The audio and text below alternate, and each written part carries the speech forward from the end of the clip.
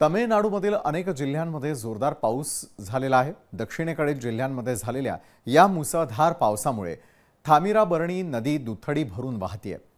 थुथुकुडी जिल्हा प्रशासनाने थामिरबरानी नदीच्या पाण्याची पातळी वाढल्याने श्रीवैकुंठम आणि इरल भागामध्ये पुराचा इशारा दिलेला आहे। सखल भागात राहणाऱ्या लोकांना सुरक्षित ठिकाणी जाण्याचा सल्ला देण्यात आलेला आहे। तसंच थामिरबरानीच्या वरच्या भागामध्ये झालेल्या मुसळधार पावसामुळे नदी काठावरील सर्व गावं आणि शहरांना पुराचा इशारा देण्यात आलेला आहे। तसंच जिल्हा प्रशासनाने श्रीवैकुंठम आणि इरळमधील सर्व संवेदनशील ठिकाणांहून लोकांना हलवण्याचे निर्देश दिले आहेत। रात्रभर पडलेल्या पावसामुळे तिरुनेलवेली आणि जिल्ह्यातील सुथामल्लीमध्ये घर कोसळले, तर शंकरन कोइल इथल्या शंकर नारायणन मंदिरामध्ये पावसाचं पाणी शिरलेलं आहे।